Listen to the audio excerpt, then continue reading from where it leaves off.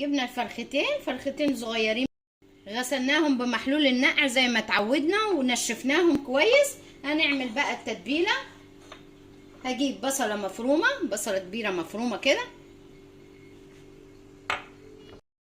حطينا بصله مبشوره كده، وكمان طماطميه معصوره ومتصفيه، او لو عايزه تبشريها عايزه تعصريها براحتك الطريقه دي.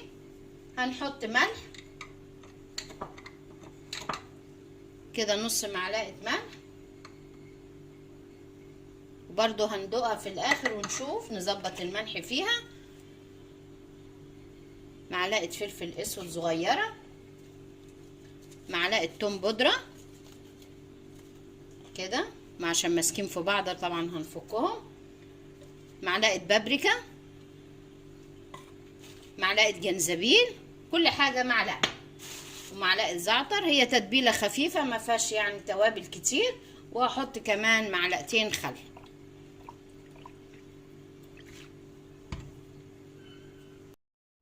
كمان حطيت عصير ليمونه فيهم. امسكهم كده اخلطهم كلهم. طبعا ان احنا نتبل الفراخ الاول قبل ما نعمل اي حاجه. انا هتبلها معاكم، نركنها ساعه او 2. ولو عايزه كمان تتبليها من بالليل تتبليها تديكي نتيجه احسن. انا هركنها شويه مسافه ما اعمل الفريك، هيكون هي اتبلت كويس. بس الاحسن لو معاكي وقت تبليها من بالليل او تركنيها شويه. همسك التتبيله دي كلها واحطها كده. فتحناها طبعا زي ما احنا شفنا. حط برضو للاوراق كده لجوه هنا برضو.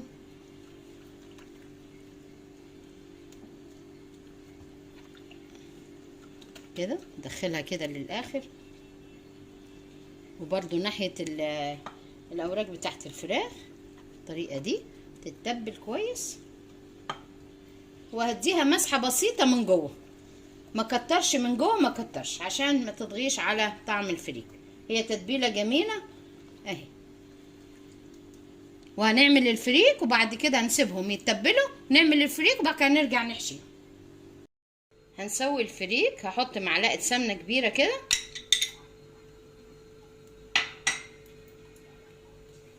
واحط 3 معالق زيت،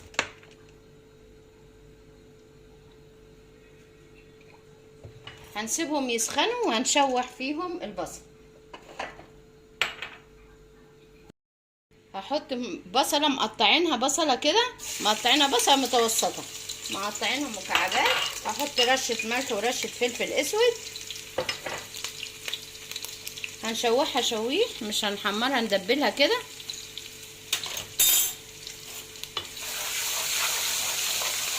بالطريقة دي. اول ما نشم ريحتها كده هنكون غاسلين الفريك كويس، هنفلفله زي الرز بالظبط. الطريقة اهي. خلاص خد التشويحة. هحط الفريك، نعمله لا هننقعه ولا اي حاجة، هنسويه على طول زي الرز بالظبط.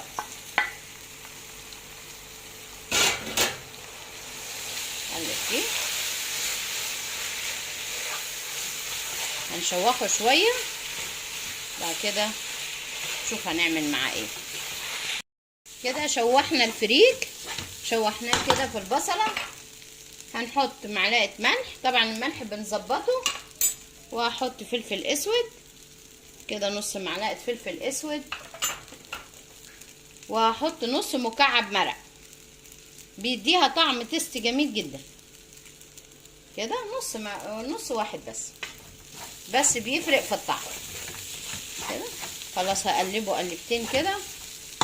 وهحط المية، تكون غالية المية في الكتل، وهنشربه زي الرز بالظبط. واول ما يغلي خلاص هظبط طبعا الملح، واول ما يغلي غطيه. اول ما يتشرب المية بتاعته هنهدي العين لغاية ما يستوي خالص. وكده استوى الفريك. فلفل خالص اهو، زي الفل، زي الرز بالظبط. طبعا انا خليت فيه تكه بسيطه لان هو لسه هنحشيه في الفراخ وهيكمل سوا معاه، تكه بسيطه بس، وهنطفي عليه ونشوف الفراخ هنعملها ازاي. خلاص كده سوينا الفريك زي ما شفناه مع بعض، وسيبنا كنا سايبين الفراخ طبعا تتبل. هدخل كده رجليها كده بالطريقه دي وهبتدي احشي فيها كده. اقلب بس عشان السخونه تروح شويه اهو، ونبتدي نحشيه. طبعا لما تحشيها ما تكبسهاش للاخر عشان ما تفرقعش. الطريقه دي يعني اخلي مجال شويه بحيث الفريك احنا سايبين فيه تكه بسيطه يكمل سوا مع الفراخ واحنا بنعمل كده.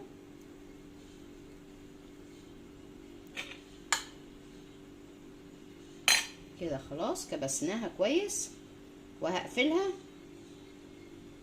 هقفل الرجل احطها كده، اقفل دي كده، واروح جايبه التاني دي تحت التانية بالطريقه دي. بس مش هتفك ولا حاجه. القلقانه ممكن نشبكها بخله وهنشبك الرجلين مع بعض، وهوريكي برضو مع بعضين. برضو نكبس التانية نفس الطريقه. هندخل واحده كده كده، وتفتحي تركبي من التانية، تحشي من التانية.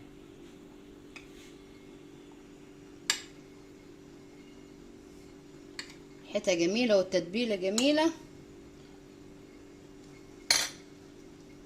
لما بتتركن شويه بتدي طعم حلو وريحه حلوه من قبل حتى ما تسويها.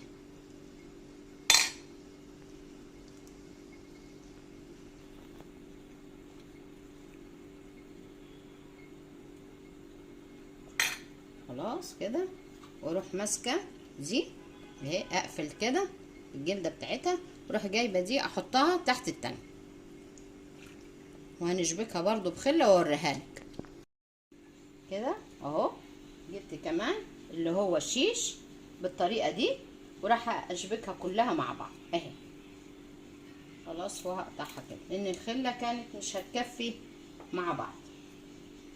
برضو الناحيه التانية اهو كده.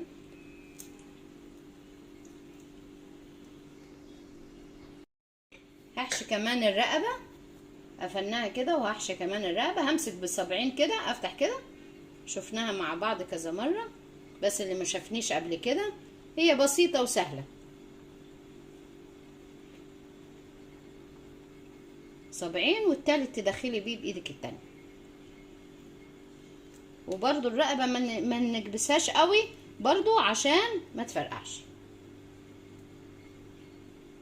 او تتقطع مننا.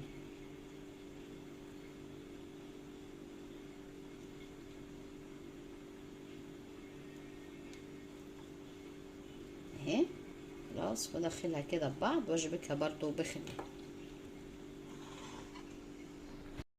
هجيب الكيس الحراري هنشويها في الكيس الحراري. هجيب الكيس الحراري وافتحه، الكيس الكبير.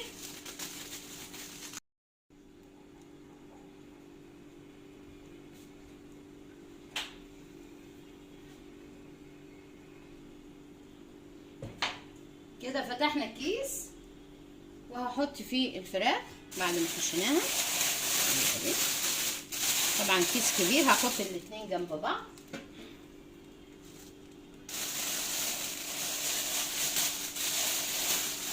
اهو كده، وهحط عليهم ميه بصل، وهحط ملح، نص معلقه ملح، ونص معلقه فلفل اسود، والبابريكا والجنزبيل، نص معلقه برضو بابريكا، كل حاجه نص معلقه، والجنزبيل والزعتر ادي. واحط كمان نص معلقه اللي هو الطماطم اللي مبشوره او المعصوره، بس هتكوني عصراها من غير ميه عشان ما تعملش اللي حتى اللي تبلنا بيها تكون من غير ميه. الطريقه دي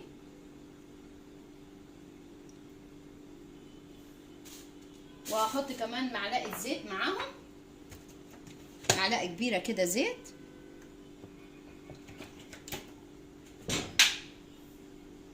دي وهحطهم عليه كده. اتغلفت كلها وهقفل الكيس. عايزه تحطي اي خضار معاهم حطي، انا ما حطيتش النهارده اي حاجه معاهم، بطاطس، بصل، جزر، كوسه، لو انتي عايزه يعني.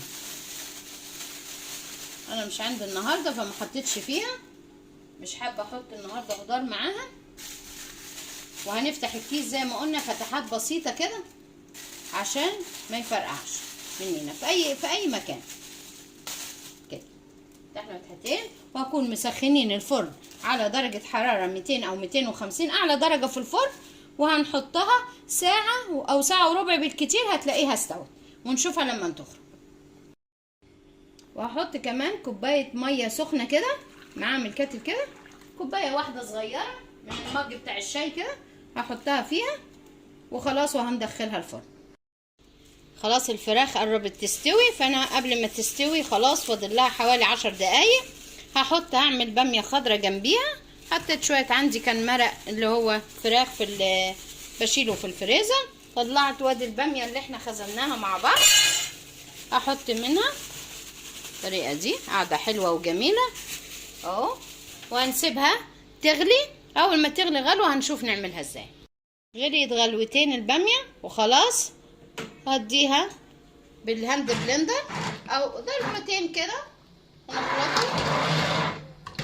عايزه تعمليهم في الخلاط براحتك، لفه والتانيه. بعد ما خلطناها كده بالهاند بلندر هكون جايبه حوالي 10 فصوص توم، دقيت نصهم، تدقيهم كلهم مع معلقه كزبره ناشفه كده، ونسيبها كده بس راح هتغلي معاها، وبعد كده نعمل لها الطشه بتاعتها كده. خلاص راح هتغلي كده فيها، خلاص خدت طعم التومه، هحشها ونعمل الطشه بتاعتها. حطيت معلقه سمنه كبيره مسيحه الاول كده، خلاص سخنت السمنه، هحط فيها نص التومه اللي احنا شلناها، طبعا حطينا نصها في الباميه، وادي النص التاني اللي هنطش بيها نحمرها.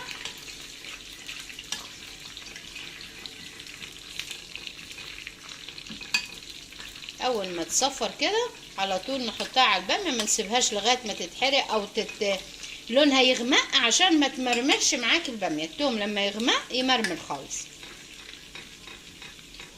ريحه جميله، ما بتبقى السمنه بلدي او سمنه اللي هي البقري، عامله السمنه البقري انا النهارده، فبتدي طعم وريحه حلوه.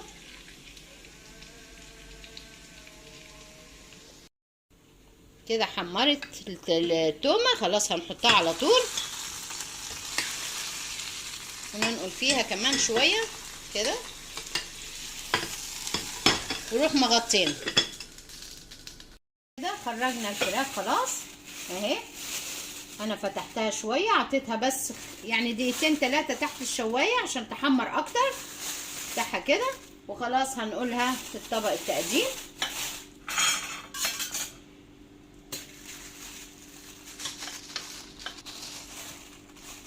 مستويه وحلوه خالص اهي، وطبعا هنحوش الخله منها.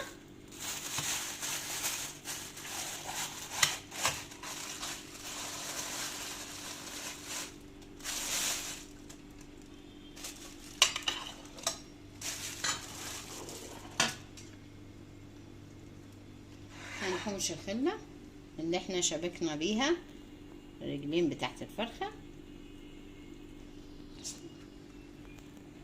كده، حطيناها خلاص. كمان هنحط الفريك، باقي الفريك اللي انا عملته هنقدمه جنبه.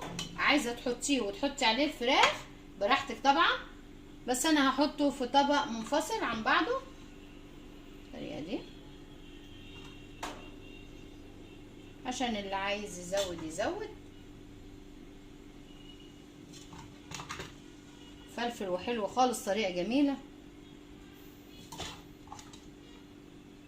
انا ما كنتش احب احط البصل في الفريك الصراحه، بس اما جربته مره واتنين حسيت طعمه جميل، حبيت اقدمه ليكم.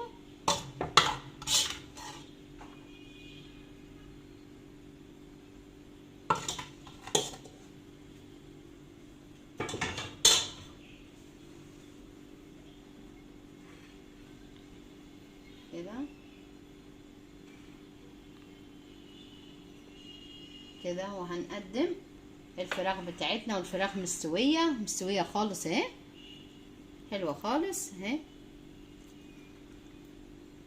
تطلع بكل سهوله بالطريقه دي. وعملنا كمان الباميه الخضراء اللي احنا خزناها قبل كده مع بعض، وقدمنا المخلل برضو كنا عاملينه قبل كده. وان شاء الله الفكره النهارده تعجبكم، وان عجبك الفيديو اعملي لايك وشير واشتراك في القناه وشير لاحبابك واصحابك، والى اللقاء في فيديو احلى واحلى كمان.